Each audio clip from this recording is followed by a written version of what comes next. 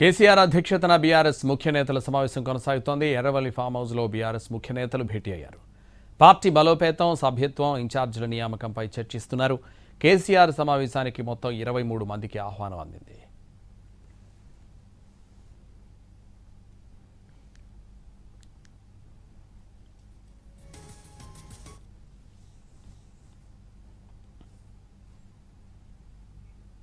కేసీఆర్ అధ్యక్షతన బీఆర్ఎస్ ముఖ్య నేతల సమావేశం కొనసాగుతోంది. ఎర్రవల్లి ఫామ్ హౌస్లో బీఆర్ఎస్ ముఖ్య నేతలు భేటీ అయ్యారు. పార్టీ బలోపేతం, సభ్యత్వం, ఇన్ఛార్జీల నియామకంపై చర్చిస్తున్నారు. కేసీఆర్ సమావేశానికి మొత్తం 23 మందికి ఆహ్వానం అందింది. ఇదే విషయానికి సంబంధించి మరింత సమాచారం మా ప్రతినిధి సతీష్ లైవ్లో అందిస్తారు. సతీష్.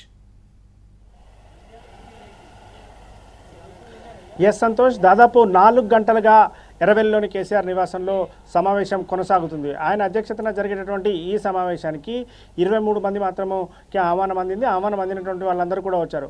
పార్టీకి సంబంధించినటువంటి వర్కింగ్ ప్రెసిడెంట్తో పాటు జనరల్ సెక్రటరీస్, అదేవిధంగా అసెంబ్లీలో ఉన్నటువంటి డిప్యూటీ ఫ్లోర్ లీడర్స్, వారితో పాటు మండలి ఫ్లోర్ లీడర్స్ సమావేశమయ్యారు. మొదటిసారి అని చెప్పుకోవచ్చు. టీఆర్ఎస్ తర్వాత నుంచి బీఆర్ఎస్గా మారిన తర్వాత కావచ్చు, మొదటిసారి ఈ విధంగా కోర్ కమిటీకి సంబంధించినటువంటి సమావేశం అని చెప్పుకోవచ్చు. సమావేశం అయితే ఇంకా కొనసాగుతూనే ఉంది.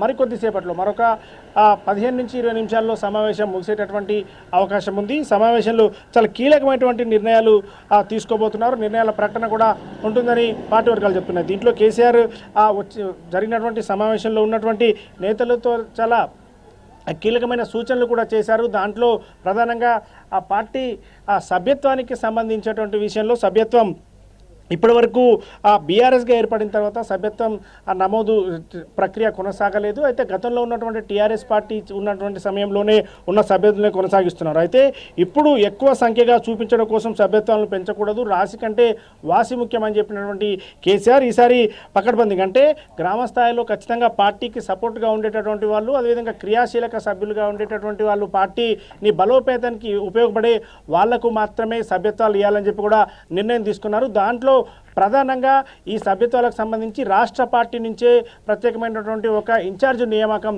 చేయబోతున్నారు. ఇటు అక్కడ ఉన్నటువంటి ఎమ్మెల్యేలు, మాజీ ఎమ్మెల్యేలు కావచ్చు, నియోజకవర్గ ఇన్ఛార్జీలు, ప్రస్తుతం ఉన్నటువంటి ఇన్ఛార్జీలు కాకుండా డైరెక్ట్గా రాష్ట్ర పార్టీ నుంచే ఇన్ఛార్జీల నియామకం కొనసాగబోతుంది. అయితే ఇప్పుడు ఏ ఎన్నికలు కూడా లేవు కాబట్టి రాబోయేటటువంటి జిహెచ్ఎంసీ ఎన్నికలకు మరికొద్ది నెలల సమయం ఉన్నటువంటి ఈ సమయంలో పార్టీని బలోపేతం చేయాలి. గ్రౌండ్ లెవెల్లో పార్టీని ఖచ్చితంగా తీసుకెళ్లాల్సినటువంటి అవసరం ఉంది. మరొక 2.5 సంవత్సరాల్లో రాబోయేటటువంటి ఎన్నికలకు కాబోయేటటువంటి టీమ్గా ఇప్పుడు మెయిన్ టీమ్ ఇప్పటి నుంచే తయారు చేసుకోవాలి. అందుకోసం గ్రామ పార్టీని కార్యకర్త దగ్గర నుంచి రాష్ట్ర స్థాయి వరకు కూడా నియామకం కూడా చేయాలని చెప్పి కేసీఆర్ భావిస్తున్నారు. అదే విషయాలన్నీ కూడా చెప్తున్నారు. వచ్చినటువంటి నేతలతో దాదాపు 4 గంటలుగా సమావేశం కొనసాగుతుంది. మొదటిసారి అని చెప్పుకోవచ్చు. ఈ విధంగా కీలకమైనటువంటి కోర్ కమిటీతో పార్టీలో ఉన్న సీనియర్ నేతలు అందరూ కాకుండా కోర్ కమిటీ ఎవరైతే ప్రధాన కార్యదర్శులు, అదేవిధంగా డిప్యూటీ ఫ్లోర్ లీడర్స్ ఉన్నటువంటి వాళ్ళతో 23 మందితో జరిగేటటువంటి ఈ సమావేశం గతంలో ఎప్పుడు కూడా జరగలేదు. ఈ సమావేశంలో తీసుకున్నటువంటి నిర్ణయాలే పార్టీ నేతలందరికీ కూడా సూచించబోతున్నారు. రాష్ట్ర పార్టీకి సంబంధించినటువంటి ఇప్పటికే